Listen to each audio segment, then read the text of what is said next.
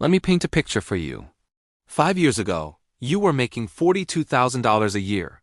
You lived in a small apartment, drove a used Honda Civic, and always checked your bank account before going out for dinner. And you probably remember thinking, if I could just make $70,000, I'd be set. I'd finally feel comfortable. I could breathe. Fast forward to today, you got the promotions. You worked the overtime. You landed that better job. Now you're making $78,000 a year. You've upgraded to a nicer apartment, you drive a newer car, and you go out to eat more often. And yet, here you are, watching a video about money, feeling the same financial pressure you felt at 42,000, maybe even more. And the thought has already crept into your mind, if I could just hit 100,000, then I finally feel comfortable. That thought is the trap. Because the uncomfortable truth is this: if you don't understand what's happening, you will never feel rich, no matter how much money you make. And this isn't a failure of discipline. It isn't because you're ungrateful or bad with money. It's because your brain is running a program that most people never, ever question. Psychologists call it the hedonic treadmill. The idea is simple, and it's brutal. Humans adapt very rapidly to improvements in their circumstances. Good things just don't stay exciting for long. Raises, promotions, new cars, better apartments. Your brain absorbs them, normalizes them, and then immediately starts searching for the next upgrade. You don't rise to a new level of happiness. Your happiness just resets back to its baseline. This isn't just a theory. Decades of research show that after positive financial changes, most people return to their previous level of happiness within just a few months.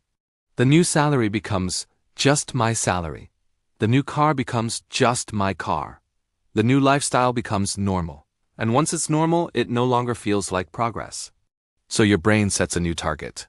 Not because you're greedy, but because that's what it evolved to do. Now, there's a reason this all feels so confusing. Money does improve your life, up to a certain point. Research consistently shows that your emotional well-being rises with your income until your basic needs for comfort, stability, and security are covered. But after that point, the returns absolutely collapse. Doubling your income does not double your happiness. In fact, it often just doubles your stress. You start working longer hours, your responsibilities increase, your margin for error shrinks. And the emotional payoff for all that extra work? It's barely noticeable. That's the law of diminishing returns applied to your entire life. This explains something that should be impossible but isn't. Millions of people earning six-figure incomes still feel broke. It's not because they don't make enough money. It's because their lives expand to consume whatever they earn. So where does all that extra money actually go? Here's what usually happens after you get a raise. It doesn't happen all at once. It happens quietly, almost automatically. Your rent creeps up. Your car payment grows. Your spending on food rises. Your subscriptions multiply. Convenience starts to replace intention. None of these decisions feels reckless on its own. Each one makes perfect sense in isolation. But when you add them all together, your expenses inflate to perfectly match your income. And suddenly, despite earning $20,000 more per year, you have less breathing room than you did before. That's lifestyle inflation. And it's the hedonic treadmill showing up right in your bank account. The treadmill doesn't just steal your happiness, it steals your financial margin. We are taught, both explicitly and implicitly, that progress means upgrading everything. Bigger, newer, nicer. But here is the thing that almost nobody tells you. Material upgrades produce the shortest happiness curve of all. You adapt to objects faster than almost anything else. That new apartment feels incredible, but only for a few months. That new car feels exciting until it's just your daily transportation. That big kitchen renovation just disappears into the background of your daily life. The bills for those things don't disappear, but the joy does. This means you are paying a permanent cost for a temporary emotional bump. That's not just bad psychology. It's terrible math. But there's a reason experiences feel different than stuff. Experiences resist adaptation. They live on as memories. They create stories. They tie into your identity and your relationships. You don't get used to a memory the same way you get used to a new couch. And ironically, experiences often cost less than the material upgrades people substitute for them. A $300 weekend trip can create more lasting happiness than a $30,000 car upgrade that you justify as part of your lifestyle. We consistently overspend on things that fade quickly and underspend on things that compound emotionally. There's another layer to this that makes it even worse. It's the belief that happiness exists at arrival. Once I hit 6 figures, once I pay off the house, once I reach a certain net worth, but the research shows something a bit uncomfortable. People are happiest while they are making meaningful progress toward a goal, not when they actually arrive. Anticipation often delivers more happiness than achievement itself. Growth delivers more satisfaction than completion. When the goal disappears, so does the emotional engine driving you. That's why so many people reach huge financial milestones and then feel empty. They weren't really chasing the money. They were chasing the feeling of motion, of progress. And when that motion stops, they feel lost. So how do you step off this treadmill? It's not by giving up your ambition. It's not by living like a monk. It's by changing how you define progress. Here's the shift you need to make. First, understand that enough is a number, not a feeling. Your feelings will always adapt.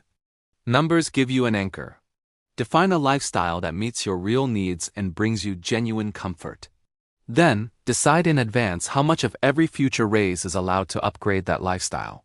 The rest of it gets captured automatically for savings and investments. You do this not because you don't deserve better, but because unconscious, automatic upgrades are the fuel of the treadmill. Intentional upgrades always feel better and cost you less in the long run. The most powerful way to escape the treadmill isn't just about earning more income. It's about reclaiming your time. Every dollar you invest instead of spend is future time that you are buying back for yourself. Time you won't have to sell to an employer later. Money that you spend is gone forever. Money that you invest recruits leverage and starts working for you. That is the real finish line. It's not about looking rich. It's not about earning more. It's about needing to sell less of your time just to survive. The truth that most people miss is this: you're not broken for wanting more. You're human. But the world you live in is engineered to exploit that natural wiring. Advertising thrives on your adaptation. Social media comparison feeds your dissatisfaction. The culture of endless upgrades keeps you running on that wheel. The treadmill isn't accidental. It's profitable for others. Stepping off doesn't mean quitting the race. It just means choosing to run a different one. A race where your progress compounds over time. Where happiness isn't always postponed for someday. Where success isn't always just over the horizon next year. You don't feel rich because your brain isn't designed to feel rich. It's designed to keep moving forward. But the moment you stop letting automatic upgrades define your progress, the pressure starts to ease. The concept of enough becomes visible. Your financial margin returns. And wealth starts to feel quieter, but much more real. This is the Financial Sketchpad. Our goal isn't to help you run faster. It's to help you stop running in circles. Thanks for watching, and I'll see you in the next one.